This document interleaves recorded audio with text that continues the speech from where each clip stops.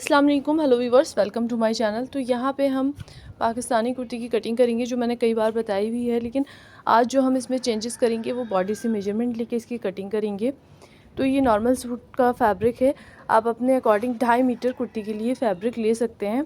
तो यहाँ पर ये हमारी बैक साइड है, तो जिसमें जितनी हमें चौड़ाई चाहिए उसके अलावा जो स्लीव्स का फैब्रिक है उसको अलग कट कर देंगे। कपड़े को अच्छे से सेट करके बिछा लेंगे। अब ये हमारी फ्रंट साइड है, तो फ्रंट साइड में नेक लाइन है, तो नेक लाइन इसमें बहुत मैटर करता है। तो पहले हम यहाँ पे नेक की विड्थ देख लेते हैं। तो ये 8 इंच से भी ऊपर जा रहा है। 8 इंच भी गला बना सकते हैं, पाकिस्तानी सूट में ऐसा कुछ नहीं है, 8 इंच चौड़ाई नहीं ले सकते, लेकिन हमें यहाँ पे 7 इंच इसकी चौड़ाई चाहिए।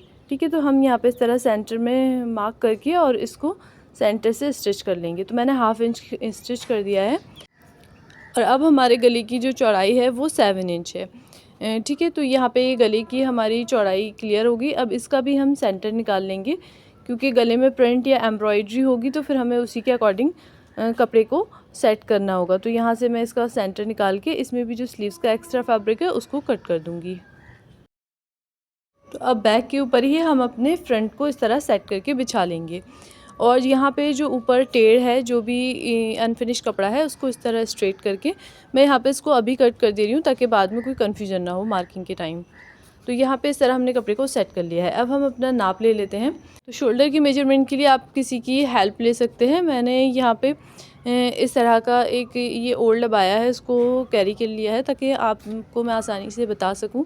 तो इस तरह भी आप अपने आप से ख़ुद शोल्डर का नाप ले सकते हैं, या फिर आप किसी की हेल्प ले सकते हैं।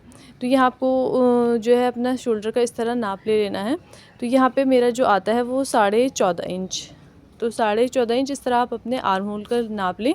आर्म होल का नाप लेंगे तब हाथ को नीचे रखना है बिल्कुल सीधे। इसमें आप किसी की हेल्प भी ले सकते हैं। तो यहाँ पे मैं आपको अपनी कुर्ती पर भी दिखा देती हूँ अच्छे से समझाने के लिए। तो ये देखें, 1/2 इंच हमारे इस तरह सिलाई में जाता है।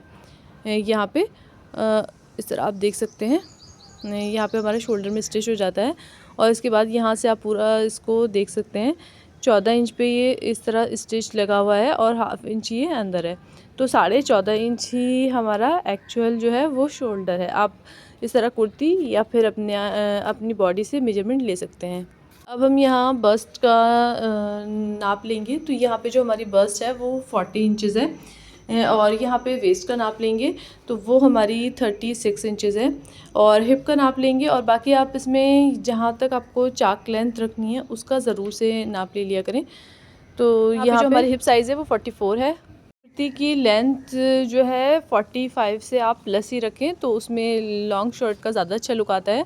यहाँ पे हमारे पास इतना फैब्रिक नहीं है, इस तरह आप बॉर्डर यहाँ से कट करके लेस वगैरह लगा के इस तरह की कुर्ती को लॉन्ग भी बना सकते हैं। लेकिन फ़िलहाल हम यहाँ पे सिर्फ कटिंग और स्टिचिंग की ही बात करेंगे। तो हमारा जो शोल्डर था वो 14.5 इंच था, तो हम यहाँ पे 7.25 इंच पे मार्क कर लेंगे शोल्डर के लिए। नेक जो है हमारा, उसकी चौड़ाई जो है वो नॉर्मल है 3 से 3.5 इंच, इसलिए हमने यहाँ पे शोल्डर में चेंजेस नहीं किए। अगर हमारा गला बहुत ज़्यादा छोटा होता या बिल्कुल ज़ीरो नेक होता तो हम जो है इसमें फिर 1/2 इंच बढ़ा लेते शोल्डर में।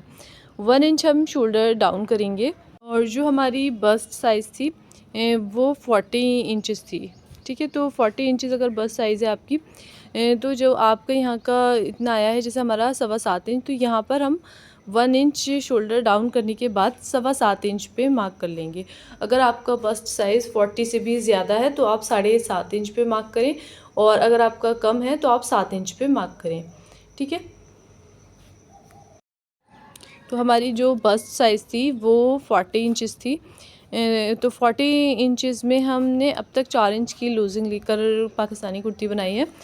तो वो लूज़ तो होती है, लेकिन थोड़ी हमें ओवर साइज़ वाली लुक जो है वो 5 इंच की लूजिंग पर आई।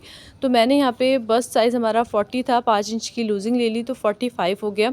45 को इस तरह 4 जगह डिवाइड कर लिया, चौथा भाग लेंगे तो हमारा यहाँ पर 11.25 इंच आएगा। तो 11.25 इंच पे हम बस्ट के लिए मार्क कर लेंगे। जो हमारे पास ये ट्राउज़र वाले कटिंग के स्केल होते हैं, इससे हम आर्म होल की शेप देंगे, जिसमें थोड़े और चेंजेस आएंगे और फिनिशिंग भी ज़्यादा अच्छी आएगी। और यहाँ पर हम 1/2 इंच इस तरह इसको डाउन करेंगे और इसको यहाँ से तिरछा लेंगे। आप अच्छे से देख सकते हैं, और यहाँ पे जो ये हमारी आर्म लेंथ है शोल्डर डाउन करने के बाद, इसका हम सेंटर लेंगे और सेंटर में इस तरह मार्क करेंगे और यहाँ से हम शेप देंगे और जो हमने नीचे हल्का सा डाउन करा है 1/2 इंच, वहाँ तक इसको अच्छे से इस तरह मिलाएंगे। अब हम फ्रंट में भी थोड़ा सा चेंज करेंगे। नॉर्मल कुर्ती में हम 1/4 इंच लेते हैं फ्रंट के लिए, यहाँ पे हम सिर्फ 1/2 इंच लेंगे और इस तरह यहाँ से यहाँ मिला देंगे और इसी हमने स्केल से इसको भी ड्रॉ कर लिया है। अब यहाँ पे इस तरह मैंने मिला दिया है और यहीं से हम फ्रंट आर्म होल की शेप ड्रॉ करेंगे। अब हम यहाँ पे हिप लेंथ की मार्किंग करेंगे। तो यहाँ पे जो आपको हिप लेंथ लेनी है वो 22.5 से 23 इंच ले लेनी है, क्योंकि इसमें स्लिट जो है वो थोड़ा नीचे ही रहता है चाक। तो मैंने यहाँ पे 22.5 इंच पे मार्क कर लिया है। तो जैसे हमारी हिप साइज़ 44 इंचेस थी, तो इसमें भी हमने यहाँ पे 5 इंच प्लस कर लिया, तो हमारी हो गई 49 इंचेस। तो इसको भी हमने इस तरह राउंड में कर लेना है और इसका भी हमें चौथा भाग निकालना है, जो कि आएगा 12.25 इंच। तो 12.25 इंच पे मार्क कर लेंगे। फ्रेंड्स, मैंने आपको पहले भी बताया था एंड अभी भी बता रही हूँ कि आप चाहें तो इसमें 4 इंच की लूजिंग भी ले सकते हैं, जैसे मैं 5-5 इंच की ले रही हूँ। चेंजेस आप इसकी वेयरिंग लुक में देख सकते हैं कि 4 इंच की लूजिंग में कितना लूज़ बनता है और 5 इंच की लूजिंग लेके कितना लूज़ बनता है। अब यहाँ पे 15 इंच पे आ जाएगी हमारी कमर।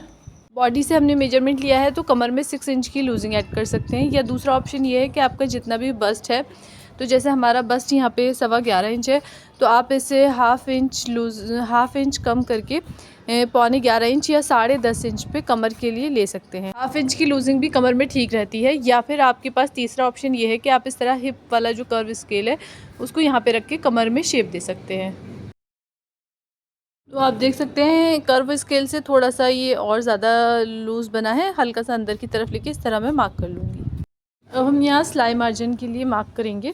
तो ऊपर से मैं 2 इंच ले रही हूँ और कमर से यहाँ पे मैं 1.5 इंच ले रही हूँ और हिप से भी हम यहाँ पे 1.5 इंच ले रहे हैं। अब जितना भी आपका यहाँ चाक की साइड आया है, घेरे में जो है आप यहाँ से 1 इंच एक्स्ट्रा ले सकते हैं, लेकिन हमारे पास फैब्रिक नहीं है ज़्यादा, तो हम 1/2 इंच ही एक्स्ट्रा ले लेंगे।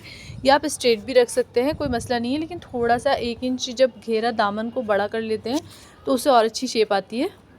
तो मैंने निशान लगा लिया था, अभी मैं आपको डार्क करके दिखा दे रही हूँ। इस तरह हमारी कटिंग के निशान हैं और नीचे से हम दामन को भी यहाँ पे स्ट्रेट कर लेंगे। मार्किंग हमारी हो गई है। अब हम कुर्ती की कटिंग कर लेते हैं। जैसे हमने यहाँ पे मार्क किया है, सेम इन्हीं निशानों पर हम कटिंग करेंगे।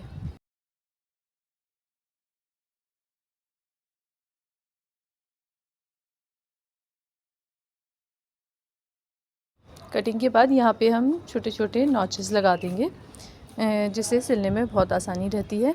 और यहाँ पे हम अभी फ्रंट को अलग करेंगे और बैक में नेकलाइन कट करेंगे, जो मैं 3x3 का रखूँगी, क्योंकि मैं इसको रेप पट्टी से बनाऊँगी, तो इसकी मैं 3 इंच चौड़ाई कट कर रही हूँ। और अगर आप यहाँ पे इसको बुकरम से बनाएंगे तो फिर आप 3.5 इंच बुकरम पे कट करेंगे। अब हम बैक को अलग कर देंगे और यहाँ फ्रंट में आर्म होल की कटिंग करेंगे।